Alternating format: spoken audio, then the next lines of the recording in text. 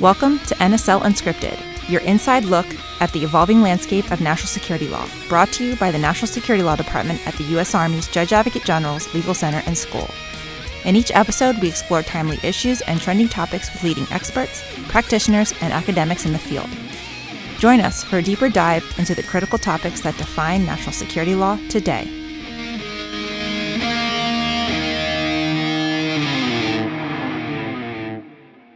Welcome to another episode of NSL Unscripted. I am your host, MAJ Emily Bobenrieth, Associate Professor in the National Security Law Department at the Judge Advocate General's Legal Center and School.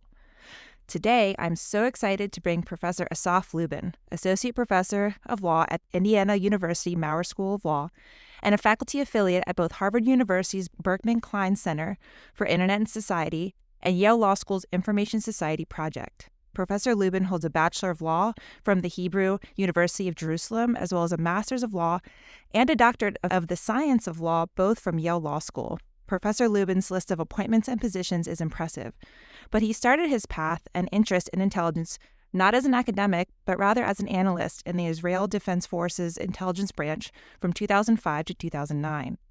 His over 10 years of research into law and ethics that govern espionage culminates in his forthcoming book, The Interna-tional Law of Intelligence, The World of Spycraft, and the Law of Nations, published by Oxford University Press.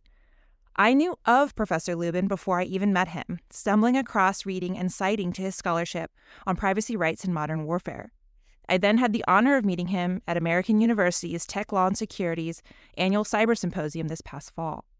At this symposium, we talked about how both he and I teach intelligence law at our respective institutions, and what really caught my attention were his thoughts on international law's role in governing espionage. This is because, generally speaking, it is domestic law that governs how states conduct their foreign intelligence activities and also how they prosecute those who spy on them, not international law. And it's for this reason I asked Professor Lubin to chat with me today about his thoughts and his extensive research, all reflected in this forthcoming book, on why that perhaps needs to change and how in practice it could change, or maybe is already changing. Professor Lubin, thank you so much for joining us today. Thank you for that kind introduction and for having me on your podcast. So I'd like to start at the beginning. As I mentioned in my intro, not only have you been researching and studying this topic for many years, including through your doctoral dissertation, but you operated in the world of intelligence as an analyst for the IDF. So you have practical and firsthand experience of what it means to engage in intelligence gathering on the operational side of things. But what's so interesting is that after your service with the IDF, you then served as a Robert L. Bernstein Human Rights Fellow with Privacy International, which is a London-based civil society organization that advocates for the rights of privacy and, in fact, litigates against intelligence agencies. So you've sort of seen both sides of the coin, and so safe to say you understand these competing interests of national security and protecting civil liberties, which is a theme that I also teach here in the JAG School when we talk about the domestic frameworks here in the United States. So my first question is, how has your experience as an intel analyst and operator, combined with your experience as a defender against government intrusion into privacy, shaped your outlook and your research in this area? Yeah, no, I think that's a really helpful question to begin with. So I'm 39 today, but when I turned 18, I joined the Israeli intelligence community, as you said. One of the first thing I went through is an intelligence training course where I was being trained about the work.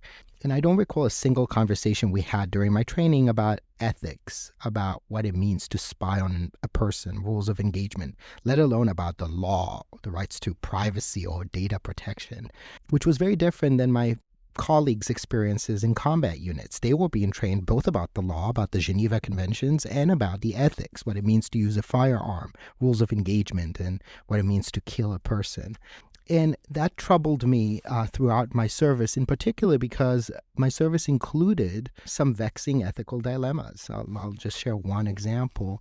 Early on in my position, I was required to investigate the sexual orientation of a particular target. Now, I myself was a gay man, very much in the closet, and coming to terms with my own sexuality. I, in retrospect, think a lot about that experience, both about the permissibility or lack thereof of that form of intelligence gathering, but also about the lack of ethical training and therapeutic training that I was giving at the time, which is what led me to doing this research. For the next 10 years, I investigated the International Law of Intelligence, as you said, mostly at Yale Law School as a master's and doctoral student and then as a professor. But I also spent that stint at Privacy International Privacy International is an NGO that protects the right to privacy against unfettered surveillance. And when I was working for them, they often described me as the mole within them, the former intelligence operator now working against intelligence agencies. But really what it provided me is a balanced position from which to see the world. I today take a very pragmatic viewpoint that recognizes both the national security and the civil liberties issues at the forefront of intelligence gathering activities. And I say this predominantly because scholarship and pedagogy, teaching in law schools, often lacks intelligence courses, let alone ones that focus on the international dimensions of the practice. So it's a really unique position from which to operate. And so with that, I'd like to dive into your scholarship specifically. And you write and you talk about how espionage is one of the oldest professions in the world. Nations have spied on each other, both in peace and wartime, for centuries. And so you'd think it's a logical thought to think that there would be a specific body of law that would regulate the conduct of nations internationally. After all, we have the law of armed conflicts, law that governs violence, something that would seem insane to somebody maybe 200-300 years ago, and yet we have it, and it's pretty robust and governs how we execute violence against one another. And yet nothing parallel, at least yet, has emerged to govern espionage. So my question is, would you mind explaining why you think that is and how states and academics assess international law to currently govern espionage? Yeah, no, great question. So historically speaking, we used to operate in absolutist terms in the way we've thought about the permissibility or lack thereof of espionage. For centuries, philosophical and legal thought around the practice has rooted in two major camps. On the one side was people like Sun Tzu and Hobbes and Grotius, who believed that spying was always illegal. Hobbes, in fact, says that spying is like rays of sun unto the human spirit. He compared the nation state into a spider, and its spies are the spider web, feeding the mother spider with information. In the spirit of Grotius, he said that to spy is a necessity of world affairs because of surprise attacks that this nation-state needs to prevent and protect its people from. And so a leader who chooses not to spy is like a dereliction of duty. You have a duty to engage in intelligence, meaning that spying is always legal, no matter what is the means employed or the justifications for the gathering. In fact, in Sun Tzu's word, spy, spy, and spy again. But on the other side stands someone like Kant. Now, Kant believed in a perpetual peace, and the only way to achieve such perpetual peace is through the bonds of trust and collaborations between the nation. And you know what is the number one assault on that collaboration and trust? It is espionage, because states might forget club strokes, but they will never forget the pinches of the needle, the attacks on their ego that comes from intelligence gathering, which is why Kant called it, quote, a diabolical act to spy. Spying is always illegal, no matter what is the justification for it or which means are employed. But I think contemporary scholarship kind of evolved from both those absolutist terms to introduce an even third absolutist camp, that spying is extra legal. It exists outside the bounds of law. John F. Sheen-Ratson, former CIA, wrote an article about this in 2007. John Yoo, another example of someone who has opined that spying is an extra legal construct. It's neither legal nor illegal. And in fact, I would say that that is the way Cold War era thinking and development kind of emerged. We never spoke about spying at the UN. Spying was a taboo word, the E word or the I word. If you think about the SALT agreements between the United States and the Soviet Union in the 1970s, they used this washed-up term, national technical means of verification. But what they really mean is espionage. And so in this context, there was no venue nor discourse to generate meaningful international regulation. And you might think about it as like the three monkeys' attitude to intelligence. We see no evil, do no evil, think no evil. We're just kind of blind to this thing that is definitely there in the background, but for which international law is somewhat silent. And I think that for some international lawyers, this remains the kind of starting point for thinking about espionage.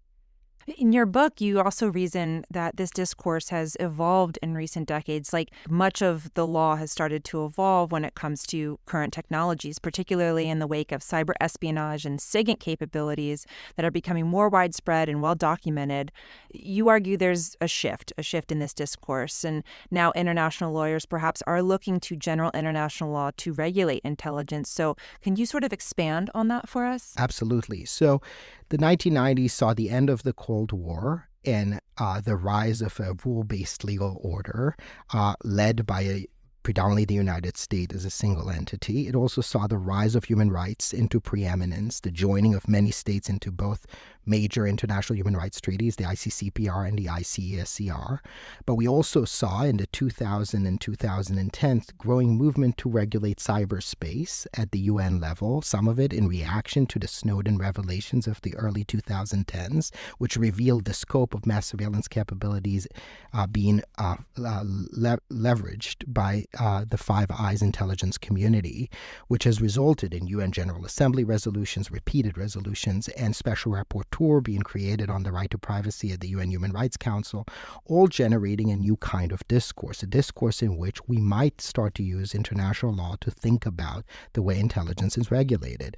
In fact, because cyber activity, which is being sought to regulate, is constantly beginning with unauthorized access, beginning with intelligence gathering. Nation states who wanted to opine on the permissibility of cyber activity started their analysis with international law's applicability, and in so doing reflected on whether or not international law could regulate some of these unauthorized access. But what has been said by scholars in the last 20 years is still, in my view, under-persuasive. So you look at the Tallinn Manual on the law applicable, international law applicable to cyber operations. And what they say is that espionage is, quote, not per se regulated by international law. Other scholars, Craig Forsese from Canada, Russell Buchan from the UK, Kevin John Heller, and Peters, have all position themselves in suggesting similarly that only general principles of international law could regulate spying. So if intelligence is not per se regulated, it's not that we look at intelligence as a conduct and its function and its activity to regulate spying. Rather, we ask, how do general prohibitions that apply without regard to intelligence might constrain particular intelligence activity? So spying from an embassy or on an embassy are both illegal because they violate particular rules of the Vienna Convention on Diplomatic Relations. Spying from a submerged submarine in the territorial waters of a state violates particular provisions of the UN Convention of the Law of the Sea, so it too is illegal. And most importantly, sending a physical spy into your territory would violate the principle of sovereignty, so that too is definitively illegal. Notice that each of these examples and others these authors write about are not ones in which the intelligence operation is assessed as such. We're not interested in why you spied, what was motivating your spying, and how you engage in that spying activity. We're only interested in this kind of general method of collection and how that method of collection correlated or did not correlate with particular forms of spying. And I'll just say that this approach is wrong for multiple reasons.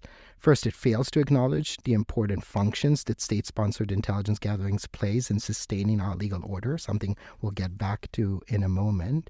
But second, it ignores the availability of customary rules that I would contend have already emerged, or at the very least are emerging, in the way states conduct these intelligence activities. And lastly, it offers an ineffective framework for regulating espionage, since rules like sovereignty are just too blunt of a tool to deal with the specific and challenging nuances of intelligence as a practice.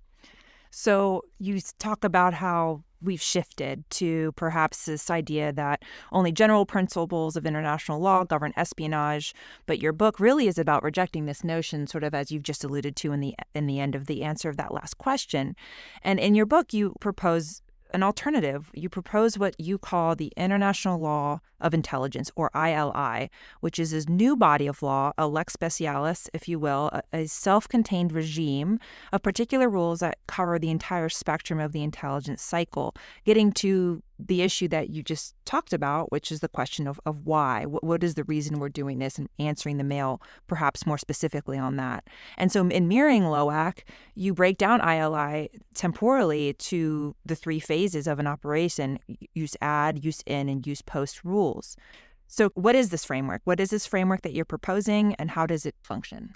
Absolutely. So as you heard so far, the existing discourse, to the extent it is suggested international law applies to intelligence gathering activities, only does so through blunt tools that by design are incapable of understanding intelligence core functions, understanding what intelligence is meant to achieve, and addressing questions around what is permissible, impermissible ways of conducting intelligence activities that take into account the ethical standards that are evolving from the ground up through the history and practice, the rich, nuanced cultural history of intelligence activities over the last thousands of years. And so an alternative approach suggests, no, maybe we need to look at how intelligence agencies operate. What do they do? What do they say? And how that conduct constrains their behavior. And that too should shape the way the law evolves. So what I propose, this idea, the ILI, the International Law of Intelligence, is a lex specialis, self-contained regime that is derived from this history and culture. And in fact, I'm not the one who has written about it, suggested it first. I'm actually building on the shoulders of giants. These are scholars who have written about just intelligence theory. They have taken just war theory, that theory we all know and study at length, and they've suggested that we can adopt that model for thinking about intelligence activities too. That is, the regulation of intelligence at three distinct temporal phases: before, during, and after an operation. So like the jus ad bellum, jus in bello, jus post bellum framework, they suggest that we can think of jus ad explorationem, the law justifying intelligence gathering activities, the law for launching an intelligence operation; jus in exploratione, the law governing the targeting, the law governing the means and the targets employed in the conduct of particular spying operations; and jus post explorationem, rules governing state responsibility and individual accountability after the operations cease, as well as remedies available in cases of abuse. This three-part model suggests that we can look at the entire intelligence cycle from start to finish and ask the question whether or not a violation of these tailored, particularized rules have happened in each of these scenarios. I want to dig a little bit deeper into this function that ILI hopes to answer, but the function is even broader than the operations themselves. In your scholarship, you claim intelligence plays an important function also in international order. In fact, you assert in your writings that states have an obligation to spy in peacetime. It's not just a mere liberty to do so, and that obligation is to ensure their national security, as well as further communal goals like international security and stability. So it goes beyond the state themselves. So let's take each of these points in turn, if you don't mind. So first, Professor, what is the function that intelligence plays in the broader legal order? And two, if states have an obligation to spy, does that equate to a right to do so? And if so, is that right absolute? Great question. So we're looking now deeper into the jus ad explorationem, the law governing the justifications for spying, which are rooted in the functions that espionage plays in the international legal order. And this is already where I propose some provocative claims, but I think ones that are quite persuasive. Under international law, states today have a set of obligations that no one disputes. States have an obligation to protect the rights to life of their people under international human rights law.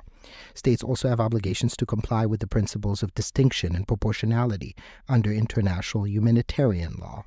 States also have obligations to protect the right to self-determination, both of their own people through self-defense and self-preservation against aggressors, and the rights of self-determinations of other people through the doctrine of humanitarian intervention. Now, in all of these scenarios, you need to gather intelligence as a prerequisite for manifesting these obligations effectively. Now, some of these duties may be discharged by way of uncontroversial means of intelligence gathering. So you might use the global commons like outer space, or you might use open source intelligence gathering in order to prevent surprise attacks on your people. But as is often the case, it might not be sufficient to rely on open source intelligence or images from outer space in order to protect your people from these sorts of surprise attacks. You might need to rely on territorially intrusive means in order to conduct your operations. In fact, some of the cheapest ways of conducting intelligence gathering are from embassies. And indeed, that's one notorious way by which states engage in interstate intelligence gathering activities. The diplomat was the lawful spy, as he was introduced into literature. And so to deny all that activity, to make it illegal, seems to be in contradiction with what we see in practice and does not comply with the very functions that intelligence is supposed to serve in our international rules. And so international law really engages in a trade-off. Intelligence to the pinnacle elite entails more likelihood for rational decision-making and less likelihood for deterioration to violence out of security dilemmas. And so we want our elites to have all these accurate, effective information in real time to ensure greater international peace and security, to avoid informational asymmetries, to avoid irrational fears. But at the same time, the international community also realizes that intelligence can be abused. It can be used in ways that could deteriorate into violence, because the more I spy on you, the more you wonder if there's something to fear, the more you might engage in security dilemmas that lead to violence. And so the trade-off there is that we tolerate some, but not all, intelligence gathering activities, and the international community has organically designed particular rules for spy and spied on how to resolve those disputes, which gets me to the final question you ask me. So fine, even if there is some right to spy for nation states, does international law recognize it as an absolute right? And what has been designed organically in the relationship between states is not an absolute right, not a Hofeldian right, to throw in some Hofeldian philosophy, but rather a liberty to spy. That liberty is matched with a liberty to prevent spying on you. It's a liberty-liberty relationship, meaning that I can spy on you and you can criminalize spying. And both of this are not generating something contradictory within the law. Rather, they are all in sync with a legal order that says all states should be allowed to spy, but all states should also try to do their best to prevent spying on them because they have a right to protect their privacy and their secrets. And so in that frame, states gather intelligence, but that does not mean that the receiving end, the surveilled states, have a duty to allow that surveillance to take hold. They do what they can to prevent that spying. And in that environment, particular rules of enforcement would emerge. One notorious one I'll end with is the doctrine of persona non grata, right? When Angela Merkel discovers that the United States spied on her, the first thing she does is that she sends out the CIA attaché from the embassy in Berlin saying, you're now a persona non grata.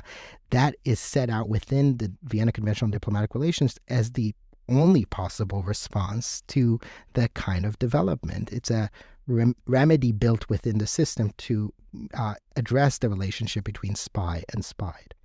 So you say there's sort of this customary practice that's what it sounds like, and I agree with you, sort of already built in to the intelligence community, that there is some in espionage activities that's tolerated, but not all. And so I'd love to elaborate a little bit on that piece, that not all piece. We talked about examples that are accepted, but what are some examples that states may abuse their liberty to spy or act in a manner that the international community may consider violative of this legal order and beyond that toleration threshold? Yes. So let me give you two examples of abuses within jus ad explorationem and one example of an abuse within jus in exploratione. So starting with jus ad explorationem, how can a state abuse that? I would suggest to you that there are customary norms, and to a lesser extent, if you're not persuaded that custom has evolved in this space, some scholars think that custom cannot evolve from secret practice, then I have a fallback argument in my book that general principles of international law might nonetheless fill the gaps, the voids in this context. And so one particular general principle is the principle of abuse of rights. A state cannot use its right not for the function for which it was intended. So jus ad explorationem very much deals with abuses of rights, using the function of national security intelligence for purposes other than international security or national security. Let me give you two examples of that. The first comes from the Czech Republic. The former prime minister of the Czech Republic had an affair with his chief of staff, and she was very interested in getting him to divorce his wife. And so she put 2 intelligence officers to follow her as she was traveling abroad in the hope that that would reveal some nefarious information about her doings that she could use to persuade the prime minister to divorce her. When this was discovered, she was tried in court. And what the judge says in that domestic court case is that the chief of staff, quote, abused the right to spy. She used the national security spying apparatus not for the purpose for which it was intended. She used it to advance personal gains, personal interests, not the national interest. That is one example of an abuse of the jus ad explorationem.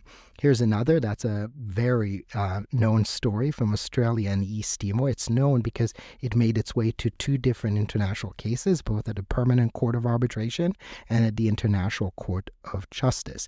In that case, Australia placed recording devices into the cabinet offices of the newly built cabinet offices of the East Timorese government.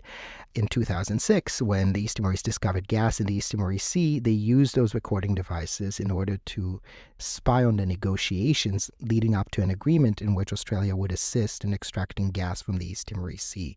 So every day they would leave the room, they would listen in to what the East Timorese was saying, and they would better their negotiating position for the next day, spying during treaty negotiations. That indeed led to an agreement that was very favorable to Australia's interest. In 2011, Agent K comes out of the Australian intelligence community and he says, enough is enough, I have to come clean. East Timor, we spied on you during treaty negotiations.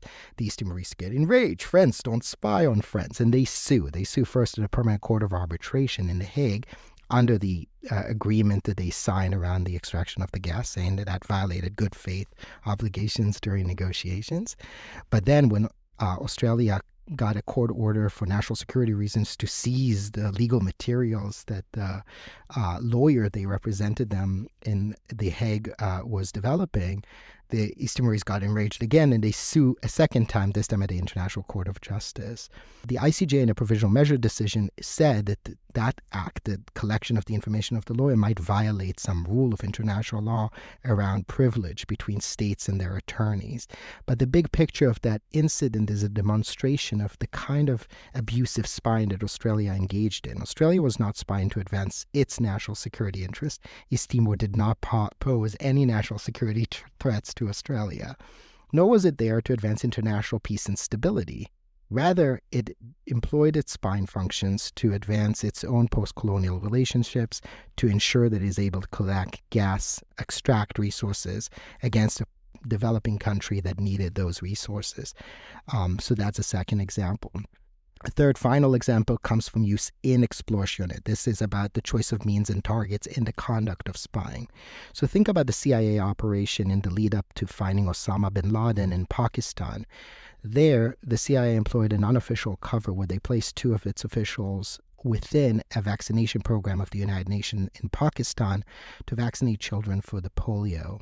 The thought was, that was never really fully fleshed out, is that in the process of collecting DNA samples and blood samples, they would somehow find some key information that could lead them to Osama bin Laden. Now, not only did that not manifest, and arguably would have never had chances of manifesting, but more fundamentally, when it was discovered, 60% of families in Pakistan refused to vaccinate their children for the polio, claiming it was a Western hoax. Now, in each of these 3 examples, we see abuses of the function. In this last one, it might be lawful to spy on Pakistan to find Osama bin Laden as a matter of jus ad explorationem to advance national security interests and even international stability through capturing Osama bin Laden. But it violates the jus in exploratione because it violates principles of proportionality, the adverse effects, let alone basic standards of efficacy, the likelihood of success of the operation. The reason I chose these 3 cases to highlight to you is because in all 3 of them, the result was enforcement. So in the Czech Republic, the chief of staff gets arrested for abusing the right to spy. In Australia, East Timor, Australia had to break away from its old agreement and was compelled through these court processes, which it wanted to see end, sign a new agreement with East Timor, reinstating some of its rights over the gas. And in the CIA context in Pakistan, a number of leading deans of medical schools across the United States wrote a letter both to the CIA chief and to then President Obama, demanding that they will announce that never again will they engage in unofficial covers involving UN medical programs, which the Obama administration had to publicly denounce the following year. And so what all of these demonstrate is that this thing, espionage, could result in use post-explorationem, that is, in actual post-program, post-operation enforcement, individually, collectively, acknowledgments of responsibility, acknowledgments of mistakes of the kind that we expect to see in other domains of state responsibility. Thank you for those examples. I think they're really helpful in sort of demonstrating what you're proposing in your book. And my final question, Professor Lubin, is how do you envision ILI being developed? It's really a rubber meets the road question. In today's very volatile geopolitical environment, are we expecting states to sign on to a new Geneva Convention specifically for intelligence law? How do you envision it being implemented formally, informally? I'm just curious your thoughts on just how this could potentially be implemented. I wish we'd come to the day of an intelligence. In fact, by the way, in 1880, there was proposals for an international treaty that outlaws intelligence. It went nowhere. I can imagine. Yeah. And so, no, I am very, I'm not googly-eyed. I'm very mindful of the limitations, especially at the current political climate we're in. But that's what's so interesting, I think, about the way I propose we envision the ILI, which is very much rooted in the way intelligence develops and progresses in real time. Some areas of international law of intelligence will see structured codification efforts. What we saw just recently at the UN level on cyberspace, the UN Cybercrime Convention, is an example of a multilateral codification effort that resulted in a treaty. We might see similar efforts now around the use of military artificial intelligence. So I would contend that a lot of it around the cyber SIGINT context might manifest in more codified efforts.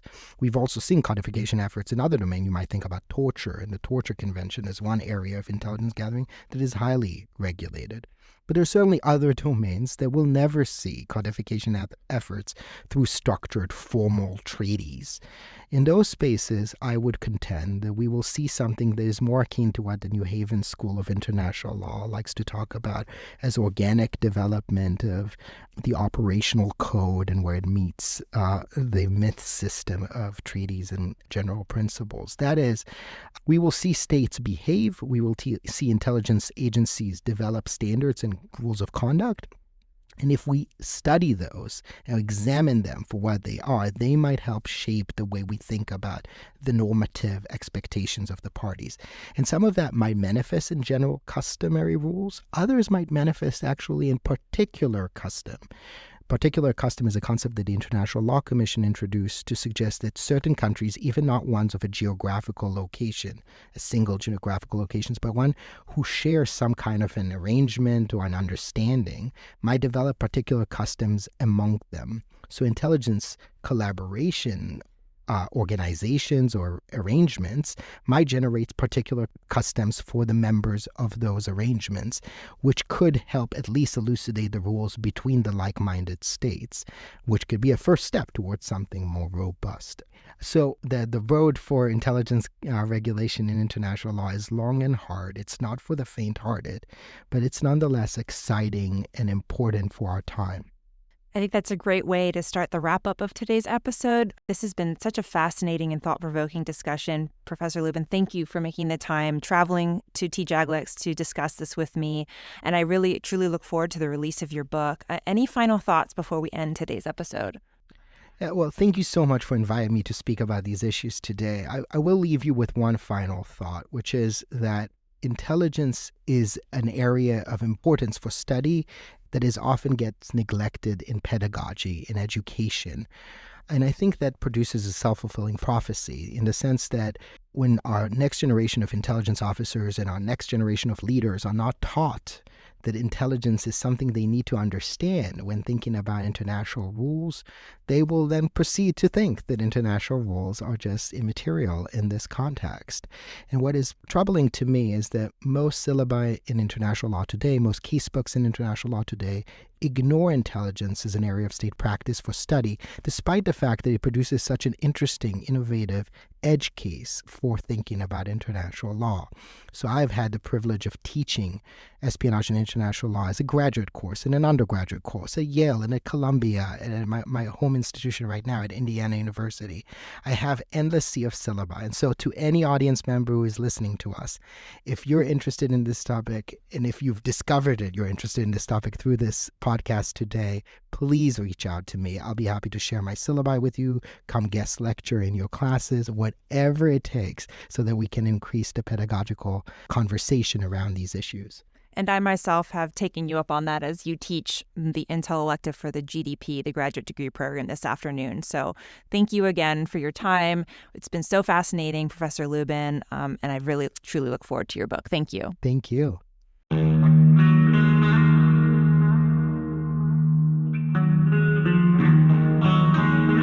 This episode of NSL Unscripted was brought to you by the National Security Law Department at the U.S. Army's Judge Advocate General's Legal Center and School. The views presented are those of the speakers and do not necessarily represent the views of the Department of Defense, its components, the Department of the Army, or the Judge Advocate General's Legal Center and School. Our department also publishes the Operational Law Handbook, available online.